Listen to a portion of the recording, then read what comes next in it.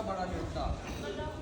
Private सरकारी school का कोई मतलब नहीं है। अगर आप प्राइवेट में नहीं पढ़ेंगे तब भी कामयाब नहीं होंगे।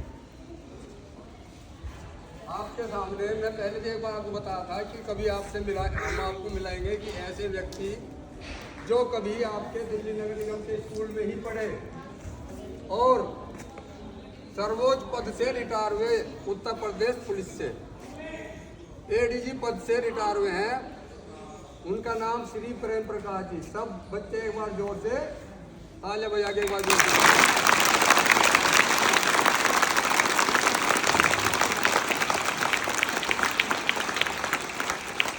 अब अपने अनुभव से जो भी इन्होंने दिल्ली नगर निगम से पढ़ के गए हैं और कैसे कैसे इन्होंने अपनी यात्रा शुरू करी है और उस उच्च पद तक पहुंचने के बाद भी आज भी ये सोशल समाज से, सोशल मीडिया से जुड़े हैं। कैसे कैसे ये अभी भी लोगों की सहायता करते हैं। इनका अपना चैनल भी है। सबसे बड़ी बात है कि अगर कोई अधिकारी किसी पोस्ट पे पहुंच जाता है ना, तो वो अपनी वीडियो कभी नहीं बनवाएगा, अपनी वीडियो।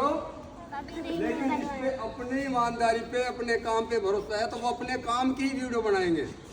इन्होंने अपनी ड्यूटी ऑन रहते हुए भी अपने काम की वीडियो बना के समाज में भेजी और उसको अपनी पूरी ईमानदारी के साथ पूरी लाइफ सर्विस लाइफ तक उसको पूरी तरह से उसका पालन किया इन्होंने।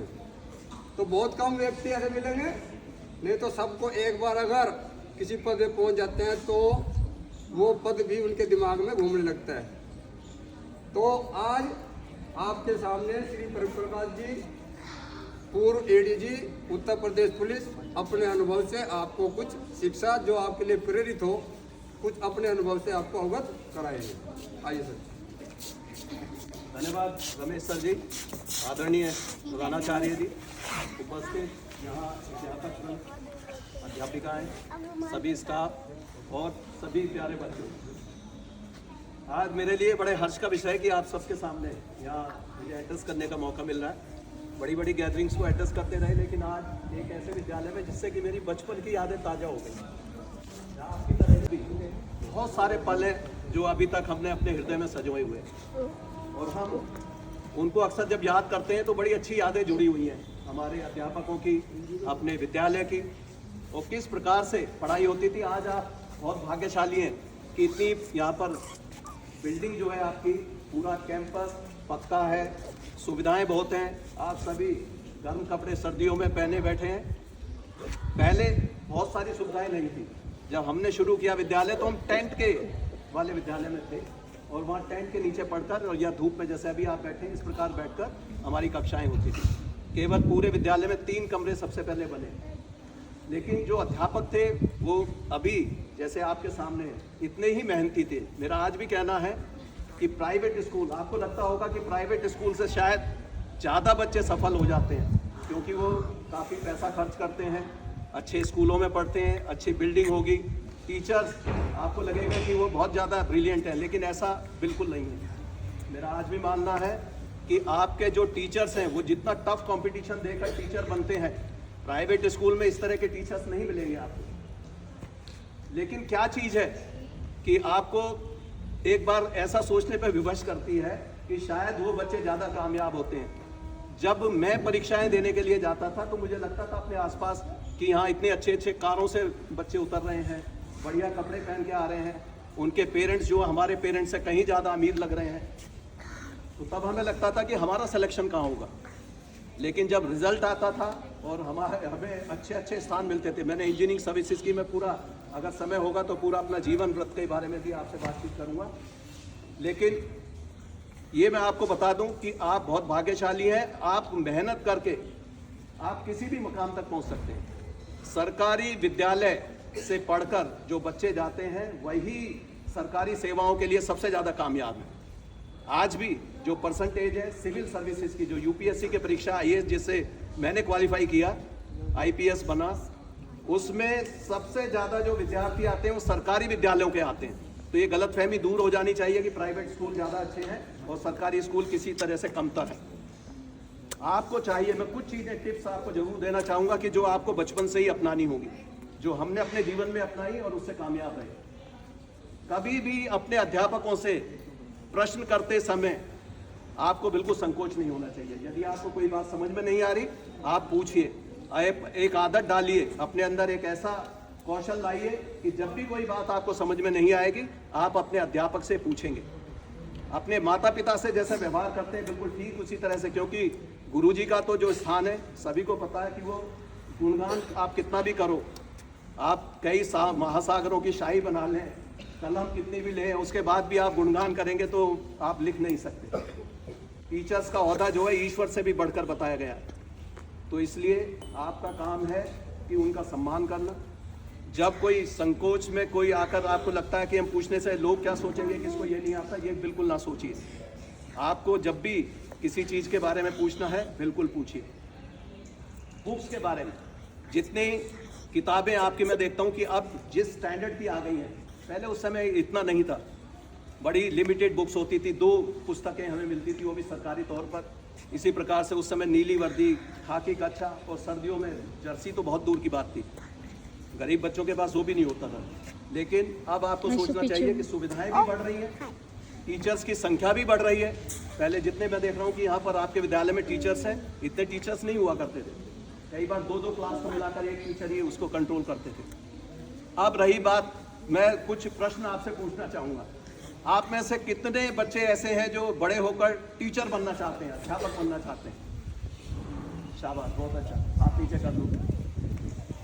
कितने बच्चे ऐसे हैं जो नेता बनना चाहते हैं, पॉलिटिशियन, चुनाव लड़ना चाहते हैं? बहुत कम है। चलिए, कितने बच्चे ऐसे हैं जो बड़े होकर अधिकारी, अफसर बनना चाहते हैं? काफी बच्चे हैं। हाँ, आर्मी में, फोर्स में कितने लोग जाना चाहेंगे? वाह, बहुत अच्छा, बहुत अच्छा, शाबाश, हाथ नीचे। पुलिस में कितने लोग जाना चाहेंगे, पुलिस के अधिकारी बनना? हाथ नीचे। बहुत अच्छा, बड़ा जोश है बच्चों में।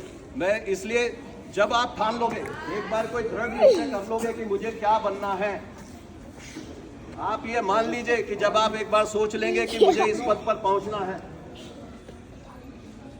तो आप वहां पर पहुंच जाएंगे।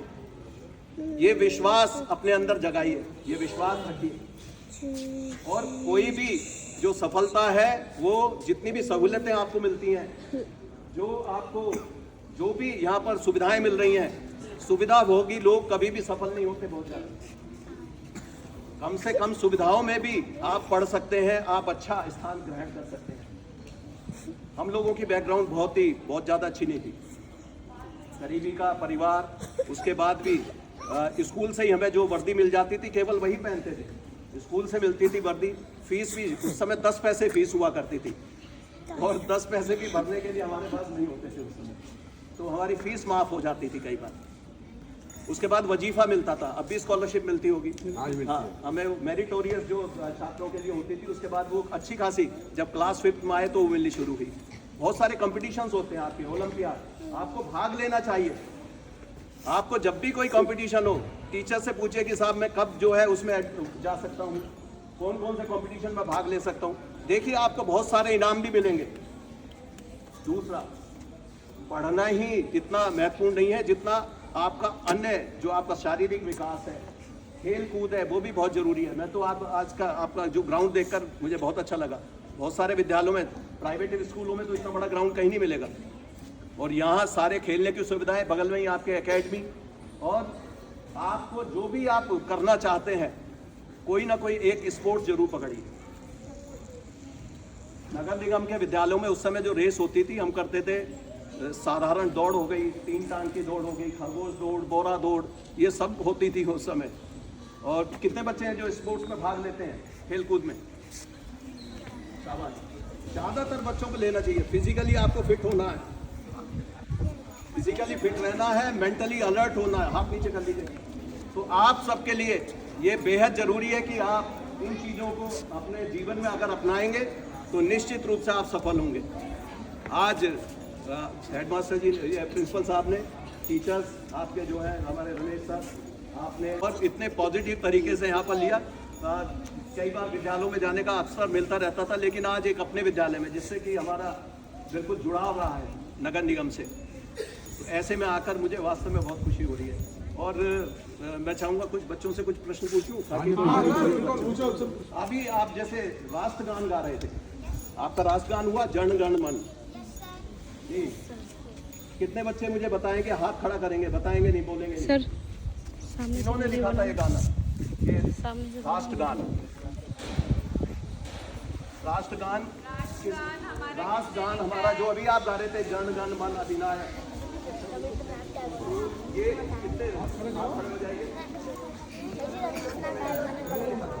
सब पूछेंगे अपने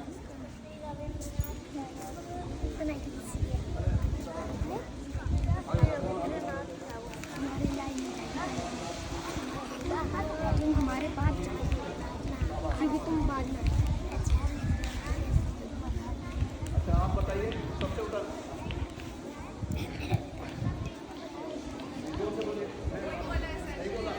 नाम नोट कर लीजिए सर। क्या नाम बताया इन्होंने? चलिए शाबाश, बहुत अच्छे, बड़ी खुशी हुई कि एकदम पहले उसमें ही और बिल्कुल सही जवाब दिया। बैठिए। इसी तरीके से आपने अभी ये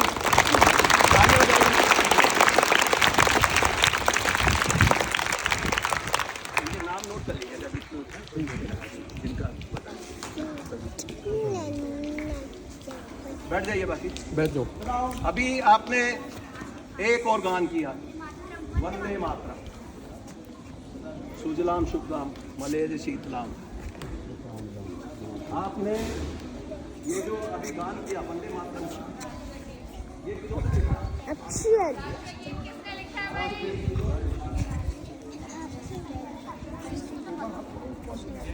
पहली क्लास कौन सी है सर? सर पहली तरह पहली बार है। ये फिफ्थ है, क्लास किधर है? फिफ्थ की तरह। चलिए पहली क्लास से कोई बच्चा, 2 से, कक्षा 2 से, कक्षा 2 वाले हाथ, राष्ट्रगान कक्षा 2 है, कक्षा 2 के हैं, बताइए, आप बताओगे नाम, बताइए। नहीं प्रश्न नहीं सुना। वंदे मातरम राष्ट्रगीत किन्होंने लिखा है?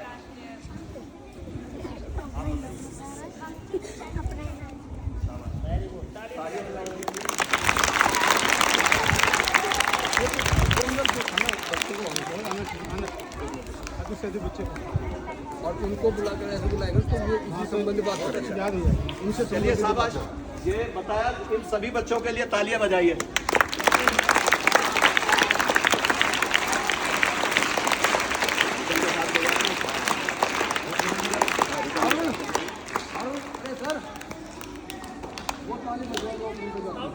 स्काउट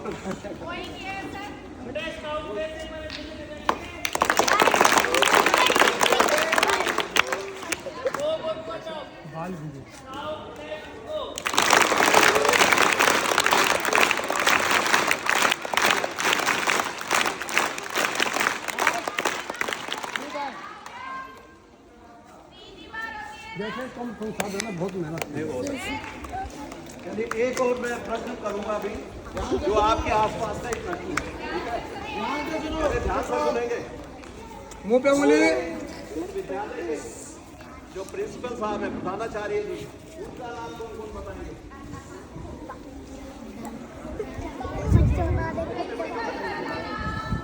बड़े सर का नाम,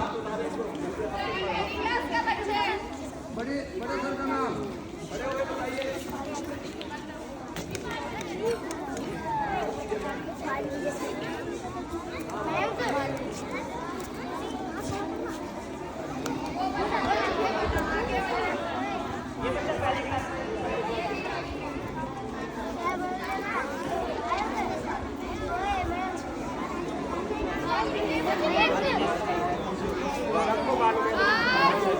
प्रधानाचार्य जी काफी पॉपुलर है इसका। हाँ मेरे वो तो बहुत गाने सुनाते हैं, बहुत गाने सुनाते हैं। ये हमारे यहाँ हाथ नीचे करिए। चाचा नेहरू जी है, उनको सुनाओ। लेकिन आपका विद्यालय जो है वास्तव में बच्चे में इतना जोश है, बहुत अच्छा लगा। सब बच्चे साथ। चलिए एक अब थोड़े से और मैं सामान्य ज्ञान के प्रश्न कर लूँ। आपके लिए अब मुझे कुछ बच्चे बताएंगे, वो हाथ खड़ा करेंगे। हमारे देश का एक राज्य है मणिपुर। मणिपुर की राजधानी कहाँ है? अरे तो पहले ही बोल गए। चलिए आवाज नहीं, हाथ खड़ा कीजिए। आवाज नहीं।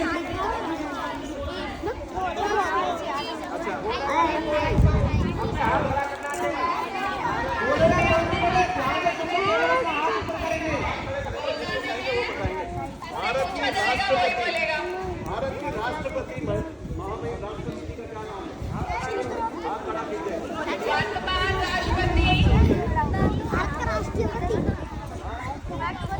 श्री या श्रीमती। चलो सवाल करके नोट कर लीजिए।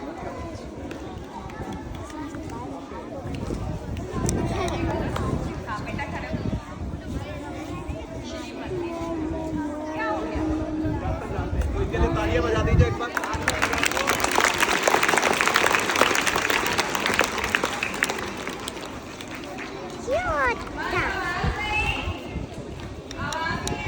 अब थोड़ा सा और थोड़ा सा टफ, अब लेवल थोड़ा सा बढ़ा दो। आवाज नहीं, मुंह पे उंगली रखना साहब। पहले प्यार से सवाल को सुनिए, कानों से ध्यान।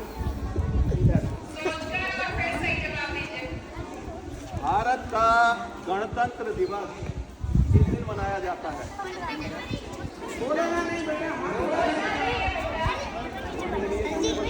सवाल को सुनिए। गणतंत्र दिवस। चलिए आप बताइए। शाबाश, नाम बताइए, बजा दीजिए। वो भी आएगा, वो भी पूछेंगे।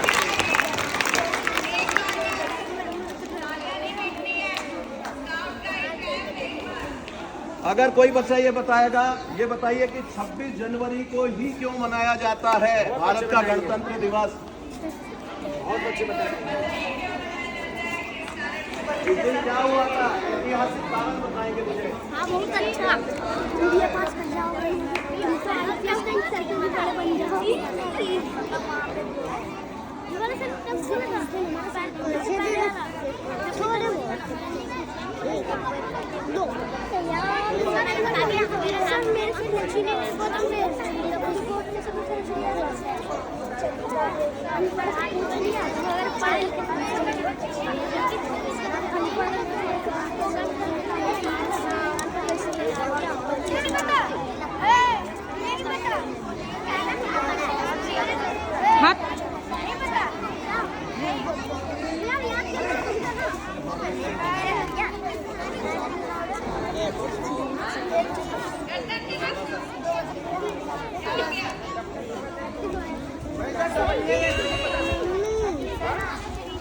अभी आपको मैं एक हिंट दे देता हूँ, फिर बताएंगे मुझे। एक रावी के तट पर, रावी नदी है, वहाँ पर कोई कार्यक्रम हुआ था, क्या है? बताइए, आप बताइए, ये कब की बात है, क्यों मनाया जाता है? जी बताइए, हाथ उठा रहे हैं।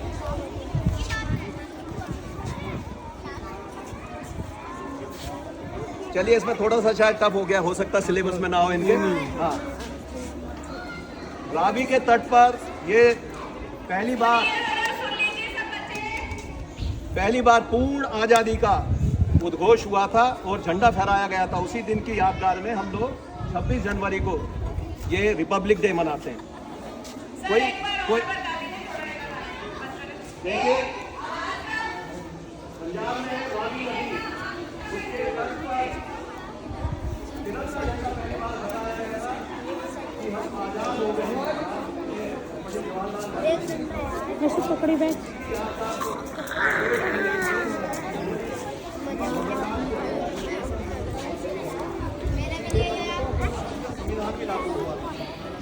क्लियर हुआ?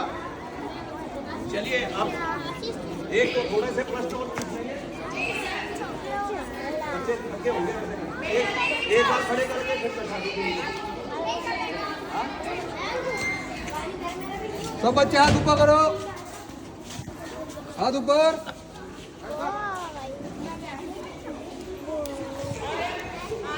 नीचे, चलिए शाबाश। घुटनों पे, अपने घुटनों पे आराम से। अब मुझे एक चीज और बताएंगे, भारत का संविधान दिवस कौन सा दिन मनाया जा रहा है? संविधान दिवस, संविधान दिवस। चलिए छोटा बच्चा ये रेड बताइए, जोर से बोलिए। 26 और बताइए। संविधान दिवस संविधान दिवस खड़े होकर बताइए। क्या हो गया भाई? संविधान दिवस बुक में भी लिखा हुआ है, आप जो है preamble of the constitution, preamble of the constitution. दिवस ही हो याद कर रहे हैं। हाँ भाई सूरज, क्या हो गया? सारे दिवस खाली। संविधान दिवस ये बताएंगे बच्चे?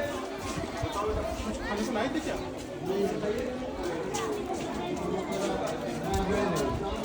ये आपकी बुक में प्रीएम्बल ऑफ द कॉन्स्टिट्यूशन जो लिखा हुआ है इसी बुक में।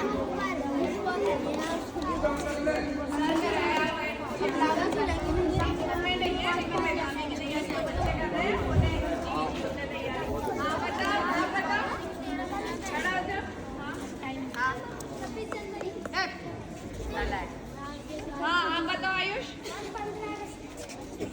नहीं है। संविधान दिवस, इतने सारे दिवस लिखवाए हैं, क्या हो गया?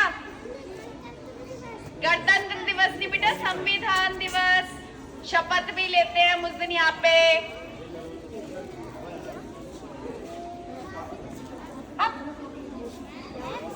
हाँ बताइए, चलिए लास्ट, हाँ फिर बताएंगे।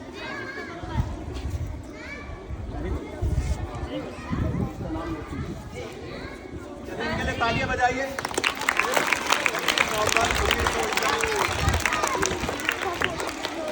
ये बच्चे क्या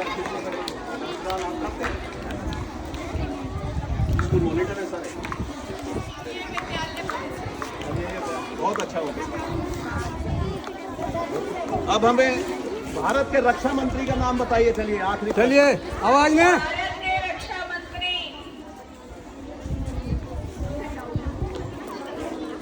हाँ जी, किसी को एक को, हाँ चलो बेटा बताइए।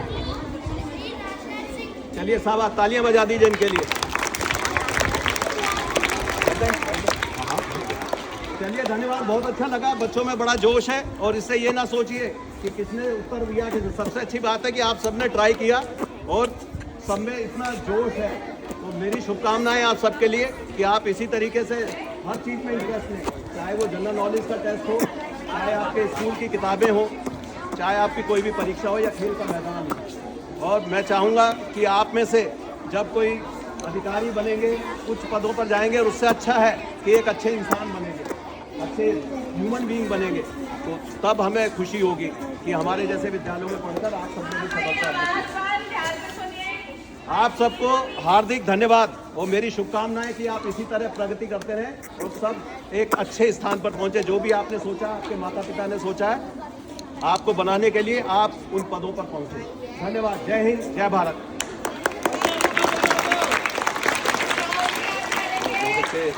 जैसे बताएं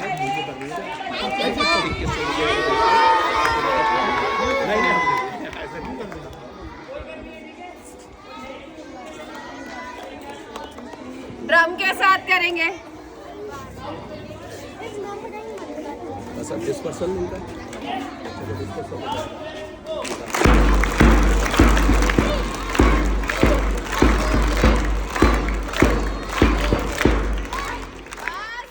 ड्रम भी बंद हो गया, 3 बार हो भी गया, काउंटिंग भूल गए सब, है ना? एक बार सारे मिलके थैंक यू बोलेंगे एक साथ। सभी सर को धन्यवाद करेंगे इतनी अमूल्य बातें बताने के लिए, अपने जीवन के अनुभव बताने के लिए। Thank you sir. फिर आइएगा और हम भी फिर अपने कुछ अनुभव आपके साथ शेयर करेंगे, है ना? ठीक है, करेंगे ना सर के साथ? जी ने बातें बताई हैं, उन सब बातों को आप ध्यान से अपने स्वभाव में लाएंगे, सीखेंगे उनसे। समझ बात आ गई? आप भी कहीं से कहीं पहुंच सकते हैं, बड़े अच्छे इंसान बन सकते हैं आप। एक बार फिर जोर से सर जी के लिए।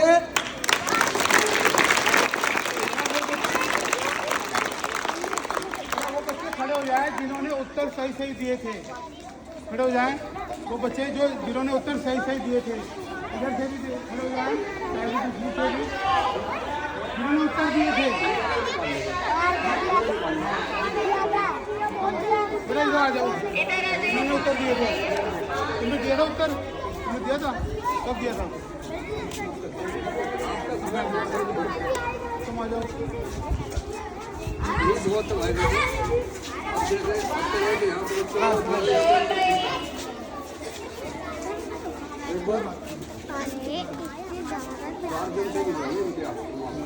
ठीक है, यही खड़े हो जाओ सब। और पहले में एक और बच्चा था,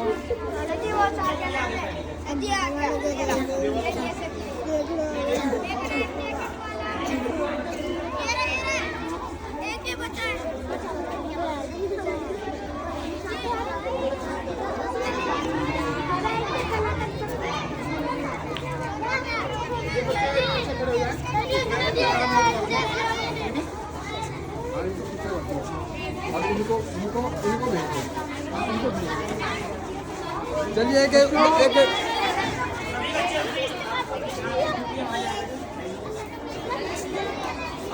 बच्चों एक खुशखबरी है सर, हमारे पास जो आए हैं इन्होंने उन बच्चों को जिन्होंने सही से उत्तर दिए हैं इनको इनाम के तौर पे कुछ देने की बात कही है। ये बहुत बड़ी बात है कि सर जी हमारे यहाँ आए, यही बहुत बड़ी बात थी, पर इन्होंने बच्चों को हौसला देने के लिए कुछ इनाम के लिए घोषणा की है। तो इसी बात पे ताली अगली बार कोशिश करेंगे कि सभी बच्चे सही जवाब दें। एक बच्चा और मैम जरा ये जो पिछली क्लास के टॉपर हैं और सेकंड थर्ड वगैरह उनको भी ले लीजिए, इनको भी कर दीजिए और अनाउंस कर दीजिए। हर एक सेक्शन का first second third, first second third हर सेक्शन में से जो बच्चे फर्स्ट सेकंड और थर्ड आए हैं, अभी हमारी पीछे वाली उसमें परीक्षा जो हुई है मार्च में, है ना, मार्च में जो हमारी परीक्षा हुई थी, तो हाँ जो थर्ड क्लास में आए फोर्थ वाले, वो जो सेकंड फर्स्ट वाले तो अभी इनकी तो हुई नहीं सर, फर्स्ट वालों की तो है ना, second class, third class, fourth class और फिफ्थ क्लास में जो बच्चे अपनी पहले वाली कक्षा में फर्स्ट सेकंड थर्ड आए थे, वो बच्चे खड़े हो जाएं और बाहर आ जाएं।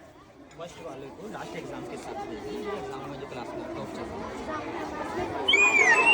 हमने करा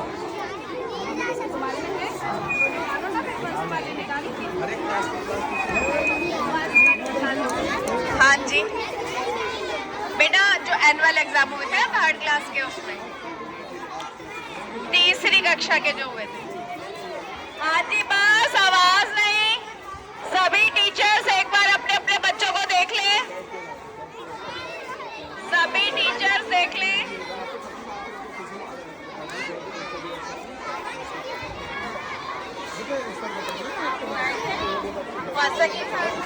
सर जी नाम तो हमारे पास है। टोटल नंबर बता दीजिए कितने उनको देख के बताओ।